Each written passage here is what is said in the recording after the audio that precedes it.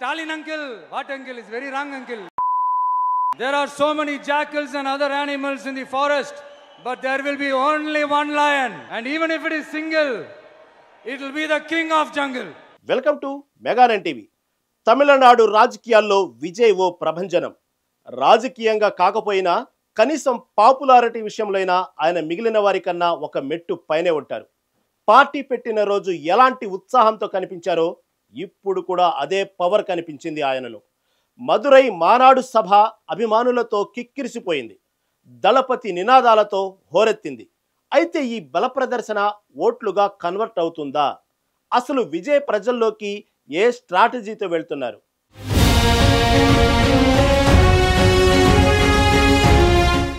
మదురై మానాడు పేరుతో నిర్వహించిన ఈ సభకు 4 లక్షల మంది వచ్చారు. సిద్ధం సభల మాదిరిగా ఇక్కడ కూడా విజయ్ ప్రజల్లోకి ఓ ర్యాంపును వేసి అందరికీ అభివాదం చేశారు. విజయ్ తాను సింహంలా సింగిల్ గా వస్తానంటూ చెప్పుకొచ్చారు. ఒక్కసారి సింహం గర్జిస్తే 8 కిలోమీటర్ల మేర భూమి వణికిపోతుందన్నారు.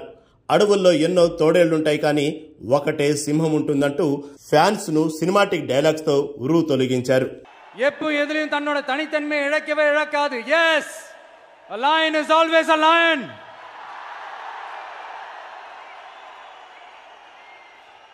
There are so many jackals and other animals in the forest, but there will be only one lion, and even if it is single, it will be the king of jungle. It is not only a description but also a clear declaration.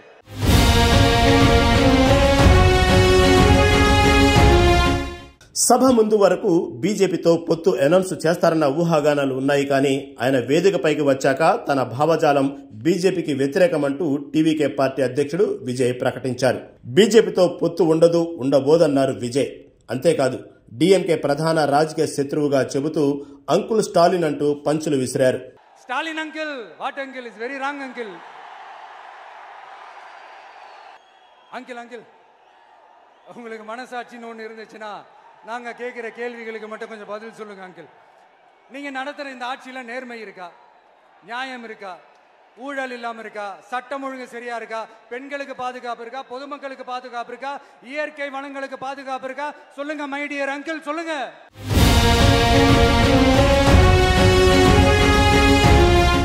Alanganallur Jallikattu సాక్షిగా, మధుర మీనాక్షి సాక్షిగా, దివంగత ఎంజీఆర్ రాజకీయ స్ఫూర్తితో మరో ఎంజీఆర్ గా పేరు పొందిన విజయకాంత్ గడ్డపై నుంచి తన రాజకీయ గర్జన చేస్తున్నానంటూ అక్కడి కల్చర్ ని ఎత్తి చూపారు.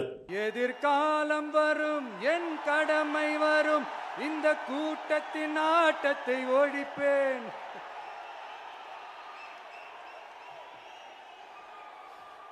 மக்கள் அரசியல் என்ற அந்த சவுக்க கையில் எடுக்கலாமா? யாருக்கு எதிரான தானே கேட்குறீங்க? வேற யாரு? மறைமுக உறவுக்காரர்களான பாசிச பாஜகவும் பாய்சன் திமுகவும் தான்.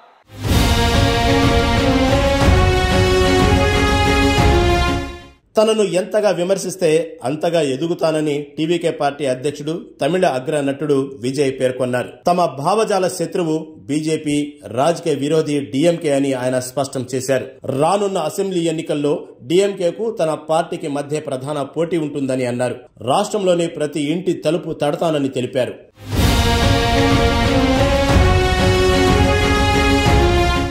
వచ్చే అసెంబ్లీ ఎన్నికల్లో తాను మదురై ఈస్ట్ నుంచి పోటీ చేస్తున్నట్లు ప్రకటించారు. కులం కాదు, మతం కాదు, తమిళుడికే ప్రాధాన్యమిస్తానని ఆయన ఉద్ఘాటించారు. బీజేపీతో చేతులు కలిపే ప్రసక్తే లేదని తేల్చి చెప్పారు. మనుగడ కోసం ఇతర పార్టీలు పొత్తులు పెట్టుకుంటున్నాయని విమర్శించారు.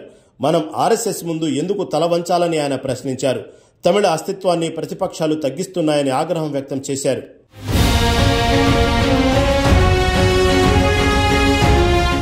పంతొమ్మిది 1967లో ఎలా అయితే రాజకీయ మార్పులు జరిగాయో 2026లోనూ అదే రిపీట్ అవుతుందన్నారు. ఇక బీజేపీ తమిళనాడు ముస్లింలను టార్గెట్ చేయడం, తమిళ జాలర్లను నిర్లక్ష్యం చేయడం, అసలు తమిళ కల్చర్నే అణిచివేయాలని చూస్తుందంటూ విమర్శల దాడి చేశారు. అంతేకాదు కేంద్ర ప్రభుత్వం ప్రజలను పాలించడానికి వచ్చిందా, మైనార్టీలను అణిచివేయడానికి అధికారం చేపట్టిందా అంటూ ఘాటు విమర్శలు చేశారు. నీట్ రద్దును సమర్థించారు విజయ్. ఇక డీఎంకే అధినేత సీఎం స్టాలిన్ పైన పంచుల వర్షం కురిపించారు. అంకుల్ అంటూ వ్యంగ్యంగా సంబోధించారు. ప్రస్తుత ప్రభుత్వం అవినీతిలో కూరుకుపోయిందని, మహిళలపై అఘాయిత్యాలు, నిరుద్యోగ సమస్య, లిక్కర్ స్కామ్ వంటి ఆరోపణలు ఉన్న డిఎంకే నేతలు మిస్టర్ క్లీన్ ఎలా అవుతారంటూ విమర్శించారు.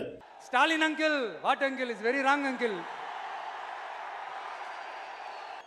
అంకిల్ உங்களுக்கு மனசாட்சின்னு ஒன்று இருந்துச்சுன்னா நாங்கள் கேட்குற கேள்விகளுக்கு மட்டும் கொஞ்சம் பதில் சொல்லுங்க அங்கிள். நீங்கள் நடத்துகிற இந்த ஆட்சியில் நேர்மை இருக்கா, நியாயம் இருக்கா, ஊழல் இல்லாமல் இருக்கா, சட்டம் ஒழுங்கு சரியா இருக்கா, பெண்களுக்கு பாதுகாப்பு இருக்கா, பொதுமக்களுக்கு பாதுகாப்பு இருக்கா, இயற்கை வளங்களுக்கு பாதுகாப்பு இருக்கா? சொல்லுங்க மை டியர் அங்கிள், சொல்லுங்க.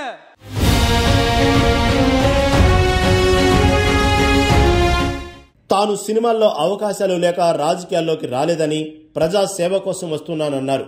తమ పార్టీ అధికారంలోకి వస్తే నా మార్క్ క్లీన్ గవర్నెన్స్ ఏంటో చూపిస్తానన్నారు. వచ్చే ఎన్నికల్లో 234 అసెంబ్లీ స్థానాల్లో నిలబడేది తానే అని, ఓటు వేసేటప్పుడు తన ఫేస్ మాత్రమే గుర్తుండాలన్నారు విజయ్. ప్రతి నియోజకవర్గంలో ప్రజలు ధైర్యంతో ఓటేయాలని, అప్పుడే మనం విజయం సాధిస్తామంటూ చెప్పారు.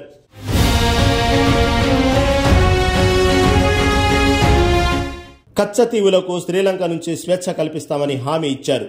ముఖ్యమంత్రి ఎంకే స్టాలిన్ ఢిల్లీలో రహస్య సమావేశాలు జరుపుతున్నారని ఆరోపించారు. ఆయన పాలనలో మహిళలకు రక్షణ లేకుండా పోయిందని ధ్వజమెత్తారు. 2024 ఫిబ్రవరిలో టీవీకేను స్థాపించినప్పటి నుంచి భారీ సభను నిర్వహించడం ఇది రెండోసారి. గత ఏడాది విల్లుపురం జిల్లాలోని విక్రమందిలో మొదటి సభను నిర్వహించారు.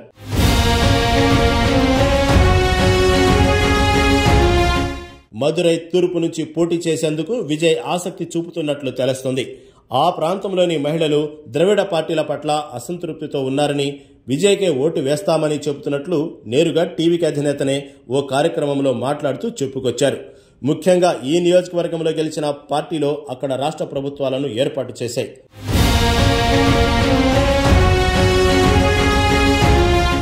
అయితే విజయ్ ఎంచుకున్న మదురై తూర్పు నియోజకవర్గం తమిళనాడు రాజకీయ చరిత్రలో ఒక ప్రత్యేక స్థానాన్ని కలిగి ఉంది. తరచుగా రాష్ట్ర ప్రభుత్వాలను నిర్ణయించే బెల్వెదర్గా ఈ నియోజకవర్గం పరిగణించబడుతుంది. గతంలో ఈ నియోజకవర్గంలో విజయం సాధించిన పార్టీలే చెన్నైలో ప్రభుత్వాన్ని ఏర్పాటు చేశాయన్న నమ్మకం బలంగా ఉంది. ఈ చరిత్రను పరిగణలోకి తీసుకుంటే విజయ్ ఈ స్థానం నుంచి పోటీ చేయాలనే సూచనకు వ్యూహాత్మక ప్రాముఖ్యత ఎంతో ఉందని అర్థం చేసుకోవచ్చు.